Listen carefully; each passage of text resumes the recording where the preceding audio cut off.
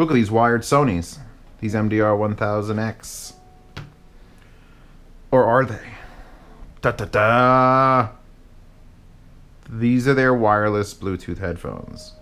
They're just wired right now. And these are the ones that compete with the Bose I reviewed. And I really liked the Bose. They had a lot of features going for them. And the only thing I was like, meh about was the actual sound.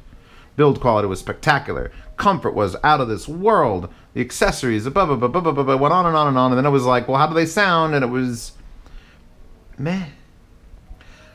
So what is Sony bringing to the table? Well, build quality is one small notch under the Bose. It just feels, I don't know, this is plastic-ish, but that's metal, that's nice. And the comfort of this is okay. And the pads are not quite as insane and depthy as the Bose pads were, but they're not uncomfortable. We'll count these still as fashion cans, even though they're noise canceling. And they have these crazy Bluetooth options. But hold still. These sound better. They sound more like they cared about what the sound would be. Alright? The Bose, I have nothing wrong. I have recommended them. I said, here you go. If you need noise canceling, you get the Bose. Then the flood of comments. That's what it looks like, a flood. Came in, oh, you gotta do the fucking Sony's 1000x because they're and I wasn't buying a 300 and wait. $328 set of noise canceling headphones just to review them. I mean, I like spending the Patreon money on stuff, but I wasn't going to spend it on Bluetooth headphones. But luckily someone very nice sent me these, and I've had them for a while now. By the way, $328 prime shipped for brand new, or for some reason there's, you know, certified refurbished for $260. Keep that in mind while this review goes on, because if I'm going to link that, and if you can get these for $260, then just get them for $260. Obviously. No, pay more, because someone didn't hand check it to make sure it was good. I like refurbished things, by the way. People always ask my opinion on refurbished. If it's brand new, that means a machine probably was the last thing to touch it, then it went into a box and came to your house. If it's refurbished, that means a man or a woman or probably small child in some foreign country had to touch it and say, does it work now? It's working now? I put it in the box, send it out. Which is like an extra step you don't get for brand new things unless they're really expensive. So I've got these 1000Xs wired up. I'll tell you how they sound in a second. Alright, it's been 1 second. I don't know if Sony has a house sound. If you don't know what a house sound is, it means when you look across the line of manufacturers. Grado. Great example of a house sound, because usually it's like this. Does it have enough treble? It does? Well, double it. That's Grado's house sound. Hi-Fi Men had it. Either they went, they're just everywhere else, and that's Odyssey has, I don't know if they can, Odyssey? I don't know if I'm going to claim I know their house sound yet. Hi-Fi Men there, obviously. Sony, there's Sony. Here's Sony. I did the Z7s. And they like a nice, warm, pudgy sound. Those are a little bit of an exception to the rule because they're their top of the line. But the Z7s you put on, oh, warm and cuddly. And these sound warm and cuddly. Let's undo the wired portion of it, by the way. Nice wire. It's got that that striping down it, like I think this C7 wire had for a little bit, so it doesn't get super tangled up. We'll pull these off and put them back into their very small. I think Sony wins for the smallest case. Let's see, they have the control one there. They're like, here's a picture of it. Don't mess this up. That goes, no, that stays straight. I still can't follow it. They need a better picture. Down, down. I mean, and then you'd obviously throw the wire on top if you wanted to.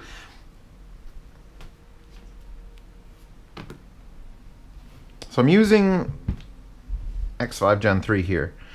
And I've basically been using this exclusively. There's a couple sessions on my phone. I have 1 or 2 times where I plugged it into like a couple things here. they're $330, and they're, if you don't need wireless or noise canceling, you can get the 1As that I reviewed, that I really liked. They're as comfortable. They're lighter than this because these have batteries and amps and everything else in it. And they look just as good. And they're cheaper. I'll link those in the description as well. Because you're getting sound quality out of these that is on par, maybe a little less crazy than the 1As. And I'm okay with that. Because of the very simple reason. The same reason you'd look at the Bose for this. I had that air conditioner right there running. Brrr. It's a brand new air conditioner, but it still makes noise. And you throw on the sound, the noise canceling, and all of a sudden, gone. That fan over there, gone. Hard drive spinning, everything's gone. So you're getting 1A sound, and on top of that, a very therapeutic session in an anechoic chamber that you could strap to your head. I don't know what you do. I guess you could keep like your wallet or passport in here. Condoms. Used condoms. Only used. Alright, review over. Done. Throw that over my shoulder. No, alright. Should you buy these over the Bose? Yes. Because Bose, while the build is just a touch just more, and the comfort is, the comfort is just a touch more, these sound better to me. To me. Again, it's always me. I have to have an opinion because for some reason I'm on the internet giving away my opinion.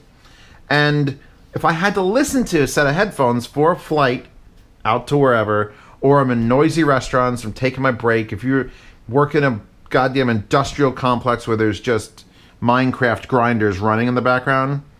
Actually, I was playing Minecraft yesterday, and Industrial Craft, the macerator. I would have worn these and had them playing out of my speakers, and I would have been fucking fine. Because that's how goddamn annoying it is. And we're going to get to the cool features about these. Because we haven't even talked about cool features. CEO says, gone off the rails talking about sound quality and shit first. Good separation. We're going to talk about it as a closed headphone. Does it beat the B&O H6s? Hell no. Does it beat the Sony 1As? It's close in the signature. I still think the 1As, if I had to just go for music, I want the 1As. But these are being bought not to be wired up. These are being bought so when you have them turned on... You going to say something? Shh. Power on. Power on. It's like the voice from WALL-E. Power on. Bluetooth enabled. Okay, so now they're just playing Dragon Ball Z again. Change tracks.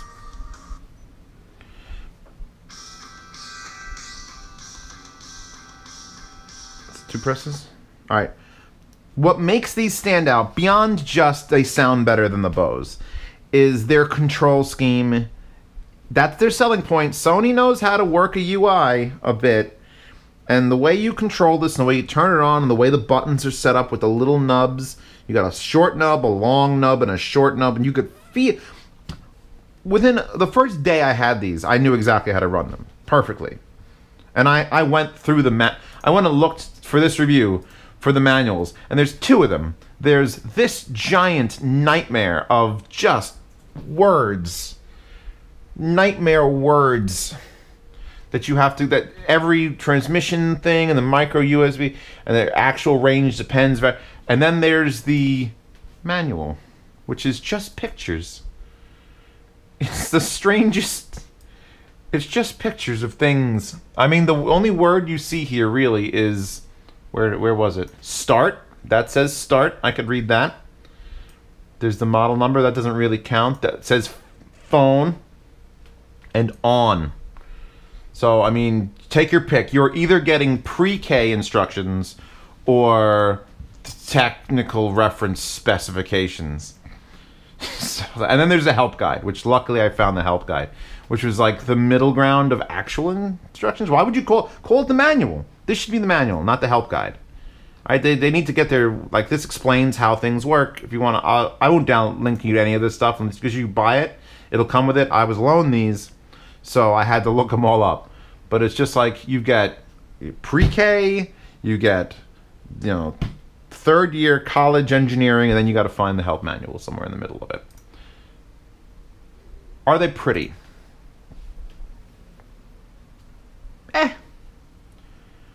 I've seen uglier headphones. For fashion cans, they're passable.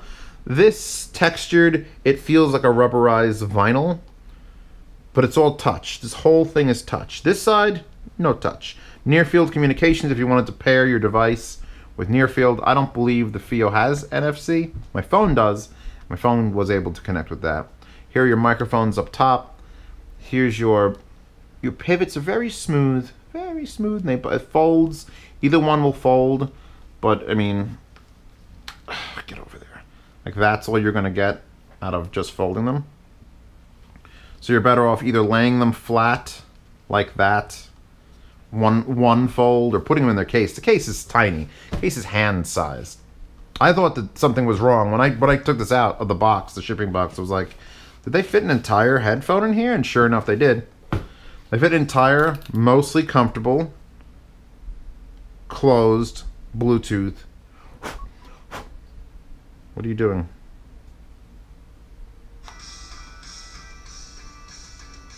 Don't know why that was blinking. All right, let's lower the volume. It takes a few times. The volume on this controls it as well as the volume on this. And I'm not sure if that was a full phone instead of this, if I would be controlling the phone's volume. I think this is internal volume. So I could actually raise that to maximum and then keep this real low, or I could raise this to maximum and keep that real low. That's a little strange. I think you have to find a good balance. Buttons, knobs, switches, let's talk. Ambient sound and noise canceling. You got to consider these the same sort of switch buttons. You could turn noise canceling on and off. You could turn ambient sound on other than noise. So in other words, you either have no noise canceling, or you have noise canceling, or you have ambient sound. So it could be a third press. And here's your power, and you obviously hold it down till it blinks red, blue, red, blue, red, blue, red, blue, and that's pairing. Here's your 3.5mm input, and actually, one thing I'll say is they missed an opportunity here, because even though I'm telling you not to use them with a wire, if this was a 4-pole wire that it came with, and this could support 4-pole, you know, 4-pole usually keeps the remote on the wire, because I was using it on this player, and this player supports button gestures. You could hit the buttons on your headphones and have it pause and play a next track. This should output, and maybe it does, and I just don't have the wire, or the player doesn't support it like I think it would. But I would love to be able to wire this to a player and then just flick forward. Next track. That next track is now playing. Volume down, volume down, volume down. Next track. Double tap to pause. Double tap to play.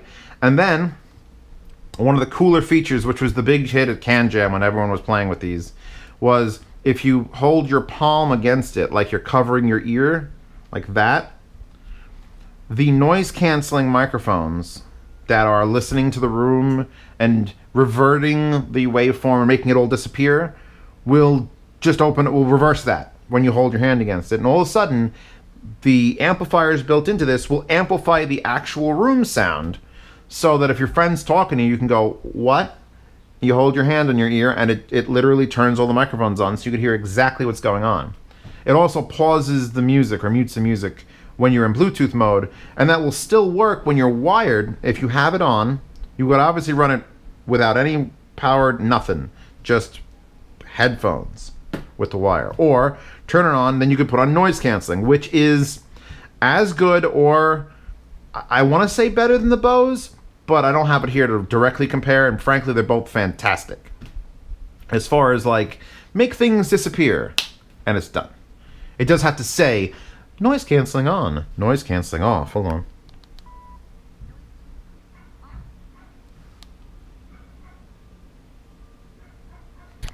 And then it'll say noise canceling off, then you say ambient sound.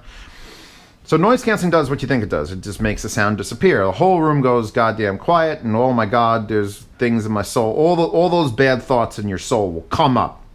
It's actually very ASMR. ASMR, yeah. I think that tingly feeling you get when someone's whispering in your ear, putting these on noise canceling almost feels like that. Step 2, ambient sound. Now what I just described where you put your hand against the side and it lets the microphones turn on, you can do that as well. You could just turn on ambient sound, and then instead of it being muffled by a closed headphone, because it is still a closed headphone at the end of the day, it will act like an open headphone where it just has every sound in the room being listened to and amplified, and your music coming in and listen to it. So it's like you're wearing open headphones, just without it shooting out the sides. Doesn't fix soundstage or bass or anything, but if you just want to be able to you want to hear things that are going on while wearing these headphones, you can put in that mode. The other mode, which I think is fucking cool, is voice only mode. So the exact opposite of what a karaoke machine does. And I don't know why I referenced that, because nobody knows what a fucking karaoke machine does, but I do. Karaoke machines can take a song that you love, that you're playing, and it'll find where the vocal frequencies are, where the voice is, and it'll just destroy them.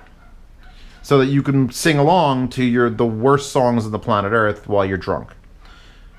These do the opposite. These will put on noise canceling, so you don't hear that air conditioner, you don't hear that fan, you don't hear the vibrators all over there and here, and children in the attic that are screaming. But then you could set on voice. And what happens is it takes the frequency range of vocals and it listens for them. And if it hears voice, it pumps it through the amplifier. And I tested this by putting on one of my reviews, because obviously I speak, and I had music playing, and I lowered the music, and I was like, all right, I hear the music, I don't hear air conditioner, I hear nothing. Then I started talking, because I don't have an extra person here to just start bitching at me. I tried to get that to happen, but it never happens. But I paused the music at that point, and I actually just listened to one of my reviews without hearing the air conditioner, through the microphones, into the thing. It was super weird. And since they're stereo microphones, it kept locatability. It was bizarre, because it's like artificial ears.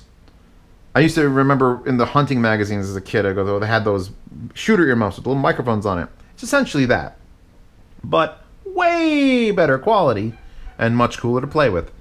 I'm gonna shoot that dog. Please support on Patreon so I don't shoot that dog, because if it didn't have any money, I'd just shoot him and then I'd go to prison. Cool noise canceling features. All right, cool. It's cool. It's cool stuff. I like that you could do that, and all of a sudden now you hear everything, but then you let go and it's all gone again.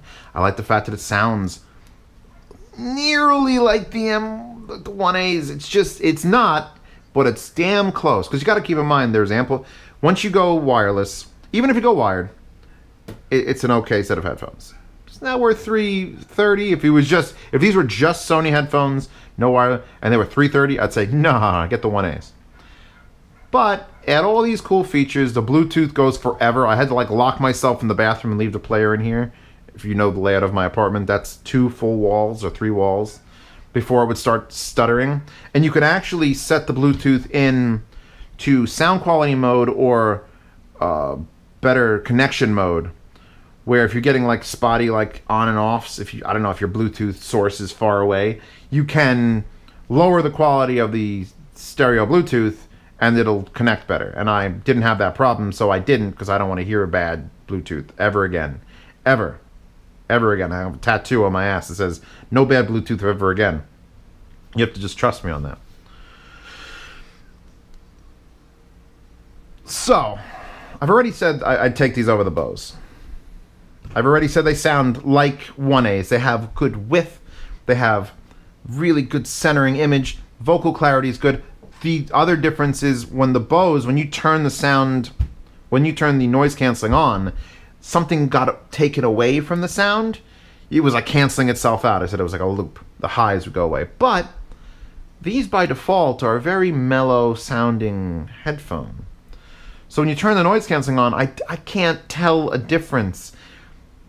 If you have the music loud enough, noise canceling is almost irrelevant, by the way, because it's a closed set of headphones still, and when you play music loudly, everything goes away anyway.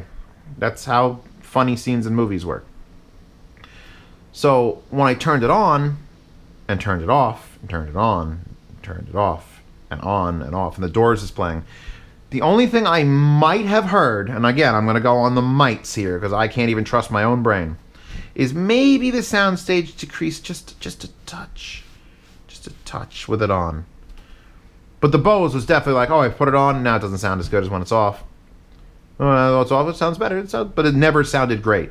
And these sound as good as Sony M1As, just with a whole bunch of shit and weight. They're not that heavy, though. I mean, I'm saying they're heavy, but they're as heavy as Bluetooth headphones are going to get. What didn't I talk about? Talk about price, talk about getting refurbished, talk about the manuals being hysterical, talk about using them wired or not wired, and if you get them and use them wired, why'd you get these and not the 1As? Did you need them for noise canceling and you want to use them wired? That's fine, but you know, if you're not running, the battery life, according to the page there, is 4 hours, or maybe it's 4 hours to charge it. It's weird. I've not killed them because I just keep, every time I'm done using them, I plug them back in. They just take a micro USB, and it shows it in the manual being hooked up to a laptop, but it does not act as a DAC or anything, so I don't know why they show that and not just like plugging it into a phone charger. Meh. Is she shutting off? She's blinking fast. She's blinking fast. She's got a fade on me.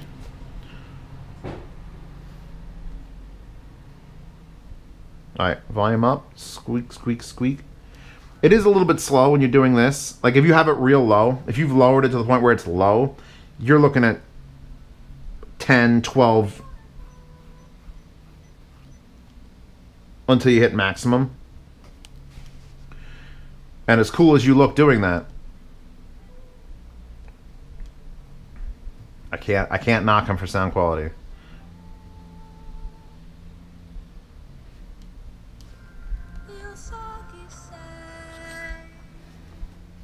I'm going to pause it on my keyboard.